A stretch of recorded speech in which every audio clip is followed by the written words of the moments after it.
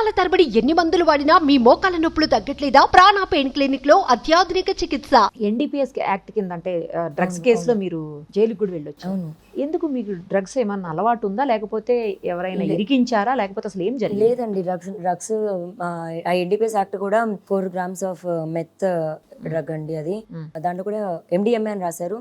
అంటే MDMA section అంటే నాకు ఇప్పుడు ఇదంతా ఎందుకంటే నేను జైలుకి వెళ్ళాక కూడా బుక్ చదివాను మళ్ళీ అంత ఏంటి అని.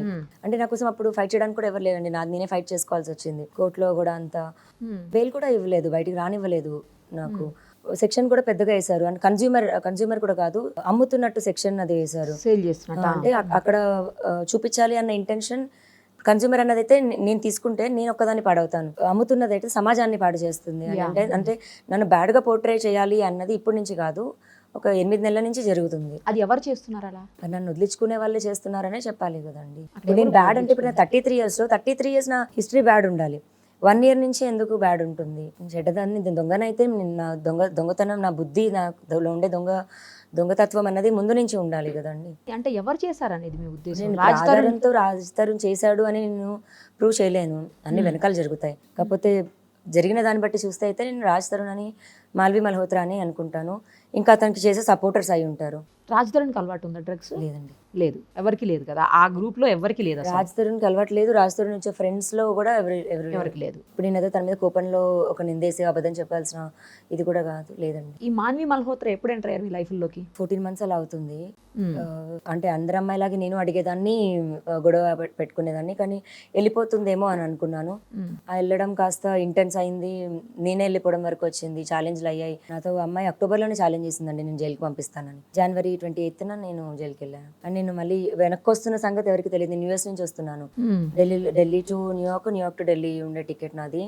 సో ఢిల్లీలో దిగి నేను ట్రైన్ తీసుకొని హైదరాబాద్ వస్తున్నాను. డాగ్ తో ట్రావెల్ చేస్తున్నాను, పప్పీతో. సో దానివల్ల మళ్ళీ ట్రైన్ లోనే రావడం జరిగింది. రైల్వే స్టేషన్ లో దిగిన నన్ను తీసుకొని వెళ్ళారు పోలీసులు. మామూలుగా తీసుకోవడం కూడా కాదు, లాక్కొని వెళ్ళారు స్టేషన్ నుంచి. మీరు US నుంచి వస్తుంటే కానీ రాయడం వరకు మాత్రం కోకాపేటలో తిరుగుతుంటే అనుమానాస్పదంగా అమ్మాయిని సోదా చేస్తే 4 grams దొరికింది అని రాశారు. బయట ఏం జరుగుతుందో నాకు తెలియదు ఏంటి అని. బయటకు వచ్చాకే తెలిసింది. మళ్ళీ ఇప్పుడు ఒకవేళ రియాక్ట్ అయినా మళ్ళీ అది రాజ్ మీదకి వస్తుందేమో. అంటే తన గురించి ఎంతవరకు తగ్గాలో అంత తగ్గాను. నా మీద నేను నిరూపించుకోవాల్సింది కూడా వద్దు అని తగ్గాను. ఫైనల్ ఇంకా అతను వద్దు అని చెప్పేశాడు కాబట్టి ఇంకా. కానీ మీకు కొంచెం మీరు మెంటల్ గా డిప్రెస్ అవుతున్నారని, మీరు మీ మెంటల్ కండిషన్ సరిగా లేదు అని కూడా కొన్ని కామెంట్స్ చేసినట్టున్నారు. ఏమండి, ఇప్పుడు ఆడియో రికార్డింగ్ లో అంత అరుస్తున్నాను నేను. నా నొప్పి, నా బాధ ఇది ఉంది. దాని ముందు రోజు రాజ్ అలాగే బిహేవ్ చేశాడు, అంతే సైకోగా. నేను అంత అరుస్తుంటే రాజ్ ఒక ఎక్స్ప్రెషన్ కూడా లేకుండా ఇలా పెట్టుకొని ఇలాగే చూస్తున్నాడు. అది నాకు ఇంకా ప్రొవోకింగ్ అనిపించింది. నేను అందుకే నా ఫ్రెండ్స్కి ఫోన్ చేస్తున్నాను. ఎవరు అసలు ఆ మస్తాన్ అని ఏదో మీ కాన్వర్జేషన్లో ఆ మస్తాన్ అనే వ్యక్తి గురించి వచ్చింది, అసలు ఎవరు అతను ఎందుకు వచ్చాడు మధ్యలోకి? అసలు 1 year నుంచి కేసు జరుగుతుందండి. కేసు ఫైల్ చేశాను. ఆ కేసు ఫైల్ చేసిన తర్వాత నేను దాని మీద ఫైట్ చేయాలి అని వెళ్తున్నప్పుడు ఏంటి సొసైటీ అన్నది అయితే కొంచెం అర్థమయ్యి నేను కొంచెం అలసిపోయాను కూడా. అప్పుడు ఉన్న దానికి వద్దు, ఫైట్ చేయొద్దు, కాంప్రమైజ్ అవుదాం అన్న స్టేజ్కి మాట్లాడుతున్న టైంలోనే Varalakshmi tiffins case, drugs case ఒకటి అయింది. నేను April 4th అతని పైన కేసు ఫైల్ చేశాను. వరలక్ష్మి September అయింది, అంటే 3 monthsలో. ఆ 3 months అతనితో మాట్లాడుతుంది కేసు రిటర్న్ తీసుకుంటాను అని చెప్పడానికి. ఆ మాట్లాడుతున్న సంభాషణ కాల్ వల్ల వరలక్ష్మి టిఫిన్స్లో A11 అని ముద్దయ్య అని పేరు వచ్చింది. ఆ పేరు ఉందని నన్ను రైల్వే స్టేషన్లోంచి తీసుకెళ్లారు. మీది A11 పేరుంది, మీరు ఫోన్ చేస్తుంటే మీరు అబ్స్కాండింగ్లో ఉన్నారు అని చెప్పి తీసుకొని వెళ్ళిన వాళ్ళు 2వ NDPS కేసు రాసి ప్రిజెంట్కి పంపించారు. నాది అప్పుడు ఇన్వాల్వ్మెంట్ లేదు, ఇప్పుడు ఇన్వాల్వ్మెంట్ లేదు. నేను కొనలేదు, నేను అమ్మలేదు, ఒక ట్రాన్సాక్షన్ ఉండదు, ఒక ఎవిడెన్స్ ఉండదు. ఓకే. సో అతను ఎవరు? మస్తాన్ అని అతను నాకు మ్యూచువల్ ఫ్రెండ్ అండి. ఒక ఫ్రెండ్ వాళ్ళ ఫ్రెండ్. ఒక పార్టీకి పిలవడం జరిగింది. వాళ్ళ ఇంటికి పార్టీకి వెళ్ళాము. అక్కడ ఒక చిన్న ఇష్యూ గొడవ అయింది. ఆ ఇష్యూ గొడవ క్యారీ ఫార్వర్డ్ అయ్యి కేసు పెట్టడం వరకు వెళ్ళింది. అది ఇంకా తను తప్పు చూపించాలని నింద వేస్తున్నాడో లేకపోతే ఏం గేమో మరి నాకు తెలియదు. ఒకవేళ నేను మస్తాన్ సాయితో రిలేషన్ అన్నది ఉంటే నేను కేసు ఎందుకు పెడతాను, కేసుతో ఎందుకు ఉంటుంది? 1 year పరిచయంలో ఎవరైనా ఒకవేళ రిలేషనే ఉంటే అతను నాతో ఉండి గొడవ పడి వెళ్ళిపోయిన తర్వాత కదా నేను కేసు పెడతాను. కేసుతో ఎందుకు స్టార్ట్ అవుతుంది? నేను లీగల్గా ఫైట్ చేస్తున్నానంటేనే కోర్టులోకి ఎక్కింది, అది కోర్టులో చూసుకుంటాం. ఇప్పుడు ఈరోజు నాతో నాది FIR చూపించి నిందేయడం అన్నది తప్పు. ఎఫ్ఐఆర్ చూపించడం ఒకటే కాదు, మీకు ఇల్లీగల్ రిలేషన్ ఉందని, అలాగే మీ మెంటల్ కండిషన్ సరిగా లేదని చెప్పేసి మీ బిహేవియర్, మీ యాటిట్యూడ్ వల్లనే అతను దూరం అయ్యాడు అన్నట్టుగా మాట్లాడుతున్నారు. లేదండి, ఒక 6 months 8 months ఎగోనే రాజ్ మండి అని హిమాచల్ ప్రదేశ్ మాల్వి మల్హోత్రా ఊరు, అక్కడ వెళ్ళడం జరిగింది. వెళ్ళి వాళ్ళ డాడీని కలిసి, అంటే కొత్త పండగకు వచ్చిన అల్లుడిలాగా వాళ్ళ ఇంట్లోనే వాళ్ళ పేరెంట్స్ ఒక గదిలో పడుకుంటే వీళ్ళిద్దరు ఒక గదిలో పడుకొని ఉన్నారు. వాళ్ళ పెళ్లి వరకు మాట్లాడేసుకొని వాళ్ళ డాడీ సరే మాకేం ప్రాబ్లం లేదు మీకు ఇచ్చి చేయడానికి, కాకపోతే నేనున్నానని అయితే చెప్పారు. ఓకే. మీరు అమ్మాయిని వదిలేసినట్టయితే మేము పెళ్ళికి చేసుకుంటామని. సో అప్పటి నుంచి మళ్ళీ బ్యాక్ వచ్చిన తర్వాత రాజ్ తరుణ్ బిహేవియర్లో అసలు చేంజ్ కంప్లీట్గా, నన్ను వదిలించి పంపించాలి అని. సో అక్కడ వాళ్ళకి ఆల్రెడీ ఏం చెప్పాడంటే అమ్మాయి మెంటలీ ఇల్లుంది, మేము అమ్మాయికి ట్రీట్మెంట్ ఇప్పిస్తున్నాము అని. ఆ ట్రీట్మెంట్ దానికి ఆధారంగానే ఆ రికార్డింగ్. అందుకు నేను కోపంగా వాడికి అలా అని ఇలా చేస్తున్నాను. దాన్ని వాడు రికార్డింగ్ అది చేసి ఇప్పుడు దాన్ని ఎవిడెన్స్గా చూపించాలని ప్రయత్నిస్తున్నాడు. ఎవరైనా అలా బిహేవ్ చేస్తారా అండి? అది నేను వెటకారంగా తిరిగి ఇచ్చేది. ఇప్పుడు ఎవరితో మాట్లాడినా నాకు ఒకటి మాట్లాడినప్పుడు అఫ్కోర్స్ కౌంటర్ ఇస్తాం మనం కదా. అలా అతను నాకు చేసిన దానికి నేను అతనితో మాట్లాడుతున్నది. పోనీ ఏదో రాజ్తో మాట్లాడుతున్న ఫోన్ కాల్ రికార్డింగ్ కూడా కాదు, ఇలా నా పక్కన కూర్చొని మాట్లాడుతున్నాడు, ఫోన్ రికార్డర్ ఆన్ చేశాడు. నేను ఇక్కడ మస్తాన్తో ఫోన్ మాట్లాడుతూ స్పీకర్ ఆన్ చేశాను. మీ ఎదురుగుండా ఉన్నాడు తను. అండ్ నేను మస్తాన్కి నేను కాల్ చేశాను, అండ్ ఇక్కడ బ్లడ్ అంతా కారుతుంది నాకు, స్పీకర్ ఆన్ చేసి మాట్లాడాను. అదంతా తన దాంట్లో రికార్డ్ అయింది. మీకు బ్లడ్ ఎందుకు కారుతుంది? అప్పుడు గొడవ అయింది, నాకు కొట్టాడు నన్ను. ఎవరు కొట్టింది? రాజ్ తరుణ్ కొట్టాడా?